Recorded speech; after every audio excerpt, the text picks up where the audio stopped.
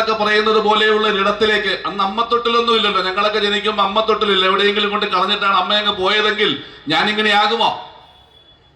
എനിക്ക് വേണ്ടി എന്റെ മാതാവ് സഹിച്ച ത്യാഗത്തെ എന്റെ പിതാവ് സഹിച്ചത്, ഓരോരുത്തരും അങ്ങനെ ചിന്തിച്ചാൽ എനിക്ക് എങ്ങനെയാണ് എന്റെ മാതാവിനെ ഉപേക്ഷിക്കാൻ കഴിയുക, എന്റെ പിതാവിനെ ഉപേക്ഷിക്കാൻ കഴിയുക എന്ന ചിന്ത നമുക്ക് ഉണ്ടാകണ്ടേ? അവർക്ക് ദക്ഷിണ കൊടുക്കലല്ലേ നമ്മൾ ചെയ്യുന്നത്? കൂലിയാണോ കൊടുക്കുന്നത്? അവരെ സേവിക്കുന്നത് കൂലിയാണോ? ദക്ഷിണയല്ലേ? അതുപോലെ ഗുരുക്കന്മാർ, പഴയ കാലത്ത് ഗുരുശിഷ്യ ബന്ധം എന്നുണ്ടോ? ആ ഗുരുക്കൻ എന്നെ ഞാനാക്കിയതിൽ എന്റെ ഗുരുക്കന്മാരുടെ പങ്ക് ചെറുതാണോ? എനിക്ക് വേണ്ടി സമർപ്പിച്ച അവരുടെ അർപ്പണ ബോധത്തെ എനിക്ക് നിഷേധിക്കാൻ കഴിയുമോ? ആ ഗുരുവിന് തിരിച്ച് ബഹുമാനാനുസര ദക്ഷിണ കൊടുക്കണ്ടേ? ബഹുമാനം എന്ന ദക്ഷിണ ഞാൻ കൊടുക്കണ്ടേ? കൊടുക്കാൻ ഞാൻ ബാധ്യസ്ഥനാണ്. ഞാൻ ഇങ്ങനെ നിൽക്കുന്നതിൽ ഈ സമൂഹത്തിന്റെ പങ്ക് ചെറുതാണോ? ഞാൻ ഇങ്ങനെ ആയതിൽ എന്റെ മാതാപിതാക്കളും അല്ലെങ്കിൽ എന്റെ ഗുരുക്കന്മാരും മാത്രമാണോ എന്നെ ഇങ്ങനെ ആക്കിയത്? ഞാൻ ജീവിക്കുന്ന ജീവിത സാഹചര്യങ്ങൾ സൃഷ്ടിച്ചത് എന്റെ അമ്മയും അച്ഛനും അല്ലല്ലോ.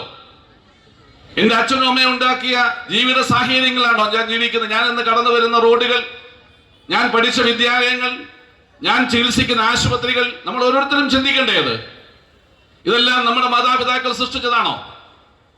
നമ്മളെ പോലുള്ള ആളുകൾ ഈ നാട്ടിൽ ജനിക്കുമെന്നും അവന് സഞ്ചരിക്കാൻ റോഡുണ്ടാകണമെന്നും അവന് പഠിക്കാൻ വിദ്യാലയം ഉണ്ടാകണമെന്നും അവന് ചികിത്സിക്കാൻ ആശുപത്രി ഉണ്ടാകണമെന്നൊക്കെ ചിന്തിച്ച മുൻ തലമുറയിൽപ്പെട്ട ആ മനുഷ്യരെ സംബന്ധിച്ച് നമ്മൾ ഓർക്കണ്ടേ? അവരുടെയൊക്കെ ദാനങ്ങളായി, ഇവിടെ ക്ഷേത്രത്തിന്റെ കാര്യം പറഞ്ഞില്ലേ, 1 ഏക്കർ ചില്ലുവാനം ഭൂമി ദാനമായി കൊടുത്തൊരു കുടുംബത്തെ കുറിച്ച് പറഞ്ഞില്ലേ? ഇതുപോലെ ഈ റോഡുകൾ ഉണ്ടാക്കിയതിൽ, ഈ ആശുപത്രികൾ ഉണ്ടാക്കിയതിൽ, ഈ പള്ളിക്കൂടങ്ങൾ ഉണ്ടാക്കിയതിലെല്ലാം പലരുടെയും ഇതുപോലുള്ള ദാനങ്ങൾ, അല്ലെങ്കിൽ മൺപണികളായി, മൺവെട്ടിപ്പണികളായി, മണ്ണ് ചുമടുകളായി, വിയർപ്പിന്റെ അംശങ്ങൾ, ഇതെല്ലാം കൂടിച്ചേർന്ന ഭൗതിക സാഹചര്യങ്ങളല്ലേ ഞാനും നിങ്ങളും ഒന്ന് ഉപയോഗിക്കുന്നത്?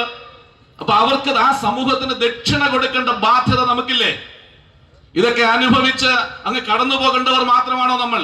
ആ സമൂഹത്തിന് ദക്ഷിണ കൊടുക്കാൻ നമ്മൾ ബാധ്യസ്ഥരാണ്. ആ സമൂഹത്തിന് വിധേയനാണ് ഞാൻ എന്ന ചിന്ത നമുക്കുണ്ടാകണം. നമ്മളും ഇതുപോലെ വരും തലമുറയ്ക്ക് കരുതി വയ്ക്കുന്നവരായി മാറണം. നമുക്ക് ശേഷവും ഇവിടെ തലമുറയുണ്ടാകുമെന്നും ആ തലമുറയ്ക്ക് വേണ്ടി നമ്മളും സമർപ്പിക്കണമെന്നും ആ സമർപ്പണത്തിൽ എൻ്റെ ഒരു പങ്ക് വേണമെന്നും, ഇതാണ് മനുഷ്യസ്നേഹിയുടെ തത്വം. ഇങ്ങനെ മനുഷ്യസ്നേഹിയായി മാറാനാണ് നമ്മളെ എല്ലാ ഈശ്വര വിശ്വാസങ്ങളും എല്ലാ ഗ്രന്ഥങ്ങളും പഠിപ്പിക്കുന്നത്.